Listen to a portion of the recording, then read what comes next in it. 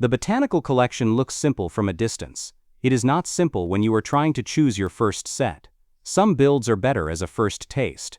Orchid, flower bouquet, and tiny plants do not solve the same problem. Some are better after you already know what kind of display you enjoy. Some look generous in the box but demand more shaping and more patience than a new buyer expects. Some are excellent gifts but not the best starting point for learning how this collection feels. The smart move is to stop treating every flower build as interchangeable. A first botanical set should teach you the rhythm of the collection. It should fit your shelf. It should feel satisfying in one sitting or across a calm weekend. It should leave you wanting one more set rather than making the whole category feel fiddly or repetitive. This guide is not about buying the biggest arrangement first. It is about picking the botanical entry point that gives you the clearest win. Most people enter the botanical collection with the wrong mental model. They think they are choosing a decoration. In practice, they are choosing a build experience, a display format, and a future collecting path. That is why indecision shows up so quickly. Flower bouquet can look perfect online but feel awkward if you do not already have a vase and enough room for width. Orchid can look safe but still disappoint if you wanted color variety and a more active build. Tiny plants can seem modest until you realize that many people prefer smaller pieces spread across several pots because the finish feels flexible and easy to place. The confusion grows because every set appears calm and giftable. That surface similarity hides real differences in scale, structure, repetition, and display commitment. The result is predictable. Buyers either start too large, start too specialized, or buy based only on appearance and discover later that they chose the wrong entry shape for their home and their attention span. The guiding rule is simple. Start by choosing the display shape, not the prettiest flower. The botanical collection breaks into a few practical formats. There are bouquet-style builds that spread outward and ask for table or counter space. There are potted builds that stay contained and read more like objects. There are micro-collections that create a small cluster instead of one hero piece. There are statement arrangements that work best when the room is already ready for them. This matters more than color preference because display shape predicts whether the set will stay out after the build. If a set is easy to place, it becomes part of your space and invites a second purchase. If a set creates friction, it gets moved, stored, or mentally labeled as nice but inconvenient. So the first decision is not bouquet of roses or orchid or wildflower bouquet. The first decision is this. Do you want one focused object, one spread-out arrangement, or a flexible group of smaller builds? Once that is clear, the right starting set becomes much easier to see. For most adults, the safest starting point is orchid. It succeeds because it feels complete without feeling oversized. The build teaches the botanical collection well. You get shaping, repetition in manageable doses, and a finished object that reads clearly from across a room. It does not need a separate vase. It does not demand a wide shelf. It works on a desk, side table, entry cabinet, or bedroom dresser. That placement flexibility is a major advantage for a first purchase because it lowers the risk that the set becomes a temporary novelty instead of a lasting display piece. Orchid also has the right kind of calm complexity. It is detailed enough to feel rewarding but not so sprawling that the process turns into arrangement management. The final look feels intentional and mature. That matters for buyers who want one LEGO set in a room rather than the start of a loud collection. If you want the botanical collection to prove itself quickly, Orchid is the strongest first recommendation because it balances build quality, footprint, and long-term display ease better than almost anything else in the theme. Choose the bouquet path if your priority is color range and a more decorative feel in shared spaces. Flower bouquet and wildflower bouquet both fit this logic better than the potted builds. They create more visual spread and more of a classic floral impression. That can be excellent in dining areas, kitchens, or any room where you want the set to look less like a model and more like an arrangement. The trade-off is that bouquets are not the easiest entry point for every buyer. They often ask for a vase choice, a little more post-build arranging, and enough width so the finished result can breathe. That extra setup is not difficult, but it does add one more decision after the build is finished. For the right buyer, that is a benefit, because the customization feels personal. For a first-timer who wants a clean start, it can feel like unfinished work. So choose flower bouquet or wildflower bouquet first, only when you already know you want that open arrangement style and you have a clear place to put it. If the display spot is uncertain, bouquets become less reliable as a first purchase even when they are beautiful on their own. The potted path is the most forgiving path in the whole botanical collection. If you want contained display and minimal setup, start with orchid or move toward dried flower centerpiece only when you understand your space. Potted style builds win because the boundary of the set is already solved. You are not managing stems, external containers, or the question of how far the build should spread. The object tells you where it begins and ends. That containment helps three buyer types in particular.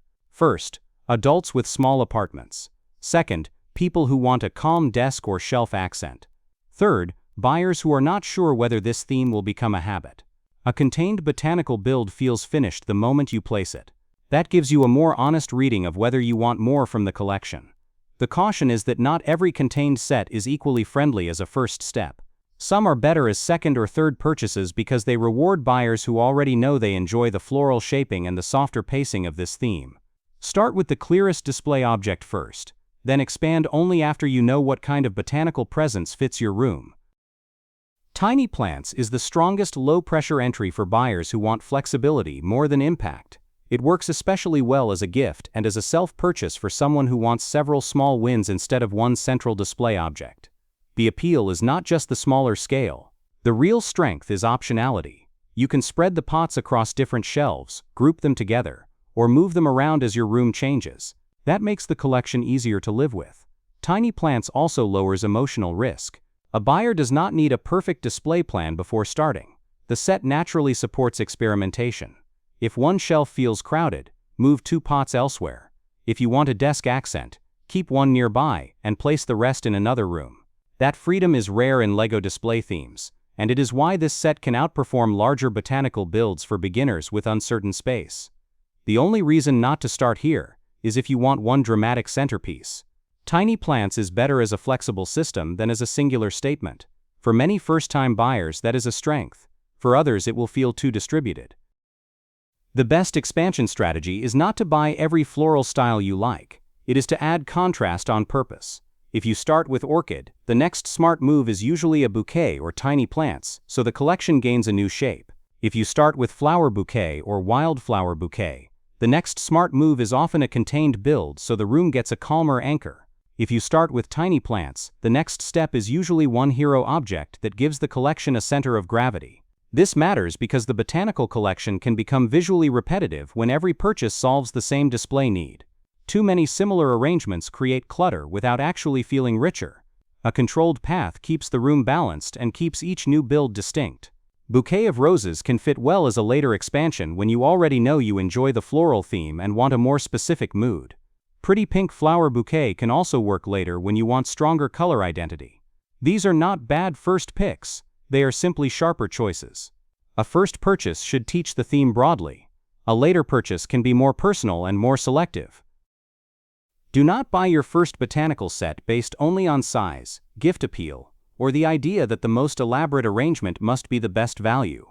That mindset causes most early regret in this category. A larger or denser floral build can look like the obvious answer because it seems more impressive and more complete. But first purchases should be judged by fit, not spectacle. If the set asks for a display plan you do not yet have, if it spreads wider than your shelf allows, or if it is chosen for a very specific color mood that may not match the room long term, it becomes harder to appreciate after the first week. That is also why sharply themed picks like bouquet of roses are often better as second purchases. They are excellent when you already know you want that exact look. They are weaker when you are still deciding what kind of botanical display belongs in your space. Avoid starting with the most specialized option. Avoid starting with the set that looks best in isolation but creates the most questions in your home. Your first botanical set should remove friction, not introduce more of it. Here is the simplest recommendation. Start with orchid if you want the highest probability of success. Start with tiny plants if your space is uncertain or if you want a lower pressure entry. Start with flower bouquet or wildflower bouquet only when you already know you want the bouquet format and you already have the place for it. That is the whole decision system in one line.